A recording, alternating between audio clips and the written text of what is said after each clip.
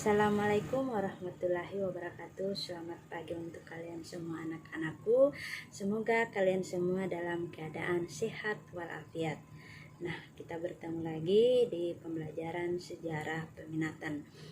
Ibu harap kalian sudah berdoa ya masing-masing di rumah sebelum mengikuti pembelajaran pada hari ini.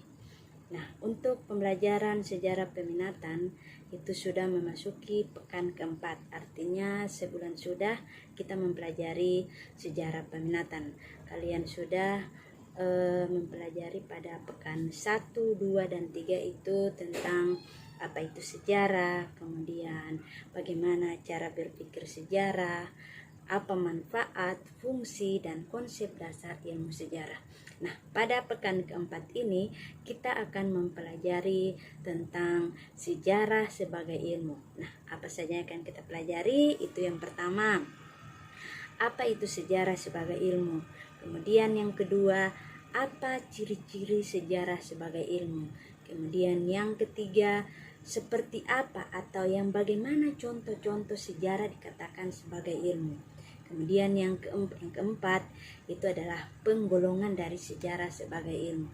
Dan yang kelima dan yang terakhir, seperti biasa pada akhir pembelajaran itu ada tugas ya, penagihan tugas dari kalian, entah itu menjawab pertanyaan dalam bentuk kuis atau presentasi kesimpulan dari materi yang kalian terima hari ini.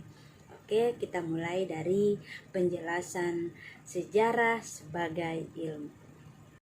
Apa itu sejarah sebagai ilmu? Sejarah sebagai ilmu itu mengkaji suatu kebenaran dari suatu sejarah secara objektif. Karena sejarah sebagai ilmu pengetahuan itu mempelajari tentang kenyataan melalui penelitian dan pengkajian suatu peristiwa sejarah. Nah, itulah yang dimaksud dengan sejarah sebagai ilmu. Nah, setelah kalian tahu apa itu sejarah sebagai ilmu, selanjutnya Ibu akan menjelaskan ciri-ciri sejarah sebagai ilmu. Jadi, ciri-ciri sejarah sebagai ilmu itu ada 5 ya. Yang pertama, bersifat fakta. Nah, seperti yang kalian ketahui atau secara umum, sejarah itu mempelajari suatu kejadian atau peristiwa yang benar-benar terjadi di masa lampau ya. Jadi, sudah sepantasnya ciri utama dari sejarah sebagai ilmu itu bersifat fakta. Kemudian yang kedua, bersifat empiris. Empiris di sini artinya bersumber dari pengalaman manusia dan pengamatan manusia. Nah, pengalaman dari mana? Yaitu pengalaman dari para pelaku saksi-saksi dari sejarah itu terjadi. Kemudian apa yang diamati? Nah, hal-hal yang diamati untuk mendapatkan sejarah dikatakan sebagai ilmu itu melalui peninggalan-peninggalan sejarah ya, seperti itu museum atau benteng-benteng yang merupakan sumber-sumber sejarah yang bisa kita amati. Ciri ketiga dari sejarah sebagai ilmu yaitu memiliki objek. Apa saja objek sejarah? Nah, objek sejarah yaitu manusia, ruang, dan waktu. Manusia dalam sejarah merupakan suatu pemerannya atau sebagai pelaku, pencipta, dan penggerak dari sejarah itu sendiri. Contohnya seperti Soekarno ya, yang telah menciptakan suatu sejarah yang luar biasa, yaitu membacakan proklamasi tentang kemerdekaan negara Republik Indonesia. Kemudian waktu dalam sejarah. Waktu dalam sejarah merupakan unsur terpenting dalam suatu kajian sejarah. Nah, pada pertemuan sebelumnya kalian telah mempelajari tentang sifat-sifat sejarah. Jadi sifat sejarah salah satunya adalah bersifat kronologi dan periodisasi. Nah, kronologi dan periodisasi ini adalah membahas tentang waktu, di mana periodisasi merupakan pembabakan ya, pemisahan dari setiap kejadian atau peristiwa masa lalu. Sementara kronologi adalah urutan waktu dari waktu ke waktu bagaimana satu peristiwa itu terjadi. Nah, itu merupakan salah satu ciri dari sejarah dikatakan sebagai ilmu, harus memiliki objek. Selanjutnya, ciri keempat dari sejarah sebagai ilmu yaitu memiliki metode. Nah, metode yang dimaksud di sini adalah pendekatan ilmiah. Di penjelasan pertama, Ibu sudah menjelaskan bahwa sejarah sebagai ilmu itu mempelajari tentang kenyataan dengan mengadakan penyelidikan atau penelitian dari satu peristiwa sejarah. Nah, pada ciri keempat ini, yaitu metode, jadi kita akan melakukan berbagai tahapan, langkah-langkah ya, dalam menemukan atau menentukan sejarah sebagai ilmu. Jadi metode yang dilakukan ada beberapa tahapan. Yang pertama, menentukan topik. Topik apa yang ditentukan? Yaitu topik yang akan kita teliti.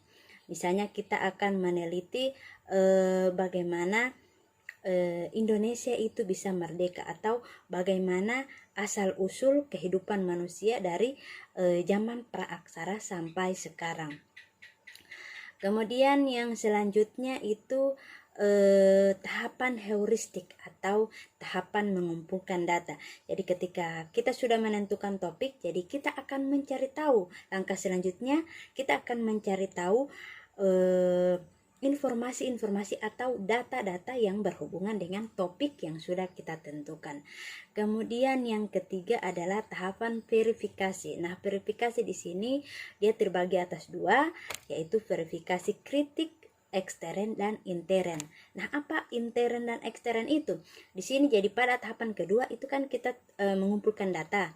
Nah, pada tahap ketiga kita akan memverifikasi, kita akan melakukan suatu kritik, apakah informasi atau sumber-sumber yang kita dapat benar atau tidak. Itu pada tahapan kritik ekstern. Nah, masuk pada tahapan kritik intern. Setelah kita mendapatkan sumber informasi, kita akan mengecek apakah isi dari sumber yang kita temukan itu benar atau tidak. Apakah hanya dibuat-buat oleh dari sumber yang kita temukan.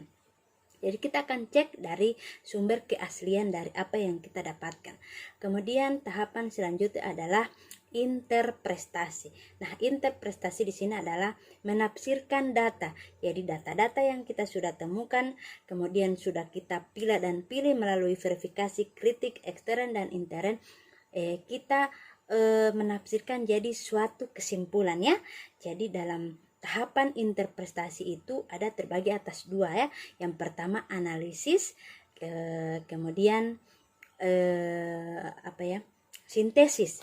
Jadi analisis di sini kita menguraikan apa-apa yang kita sudah dapatkan. Kemudian sintesis adalah menyatukan. Jadi semua sumber informasi atau data-data yang kita temukan, apakah itu dari bentuk video, kemudian apakah kita dapatkan dari buku atau dari foto-foto, itu disatukan menjadi satu. Jadi dinamakan interpretasi data, penyatuan data. Kemudian yang kelima adalah histiografi. Histiografi di sini adalah penyusunan atau penulisan data ya. Nah, apa yang kita susun, apa yang kita tulis itu adalah hal-hal atau sumber-sumber data-data yang kita sudah temukan dari tahap pengumpulan data heuristik, kemudian verifikasi sampai pada penafsiran. Nah, jadi pada tahap histiografi itu kita sudah mulai menyusun. Itulah tahap keempat, ciri keempat dari sejarah sebagai ilmu, yaitu memiliki metode. Kemudian tahap yang terakhir, tahap kelima ya, dari sejarah dikatakan sebagai ilmu, yaitu memiliki konsep dan teori-teori. Jadi ketika kita melakukan suatu penelitian itu kita memiliki dasar dari teori-teori yang sudah dicetuskan oleh para ilmuwan sejarawan.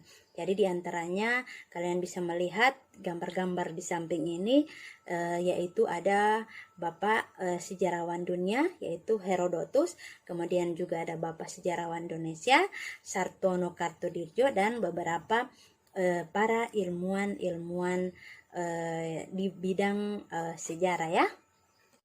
Kemudian Ibu akan menjelaskan tentang penggolongan sejarah sebagai ilmu. Jadi sejarah sebagai ilmu itu digolongkan menjadi dua ya.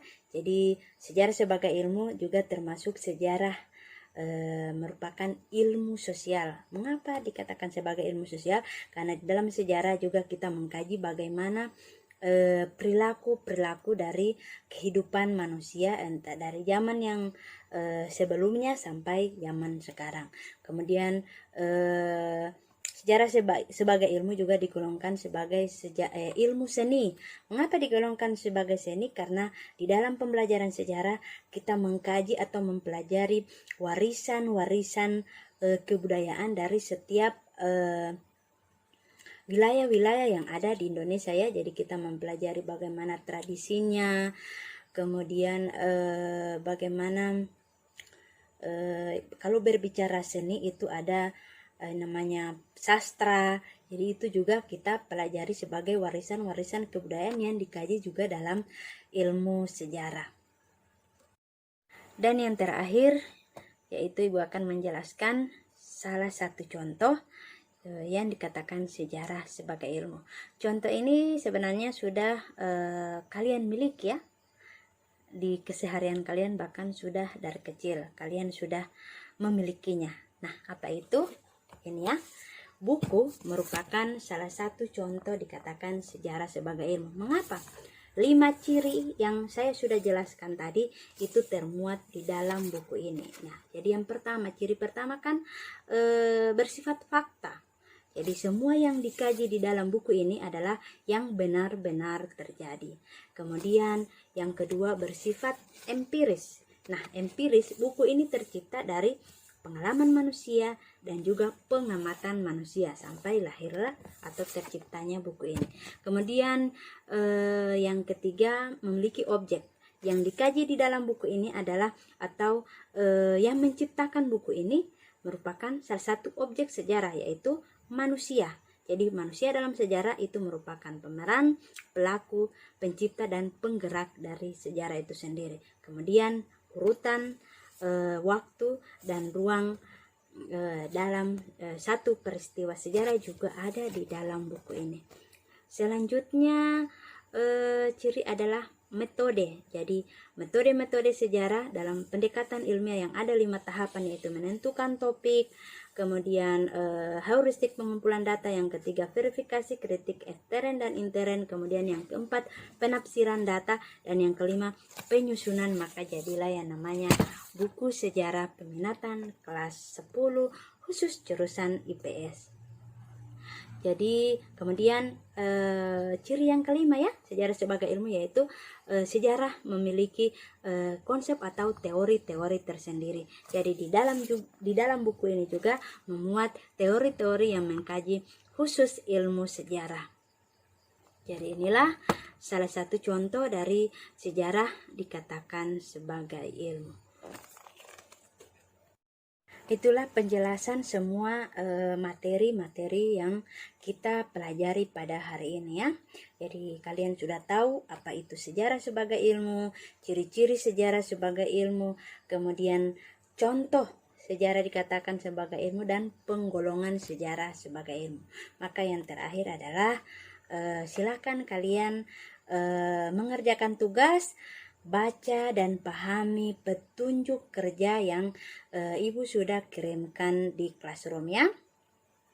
Budayakan literasi, jadi jangan ada lagi yang bertanya, Ibu buat bagaimana, Ibu apa ini harus begini, apakah harus begitu. Jadi semua langkah-langkah apa yang harus kalian lakukan itu ada di petunjuk kerja. Jadi selamat mengerjakan tugas dan sampai jumpa pada pertemuan selanjutnya.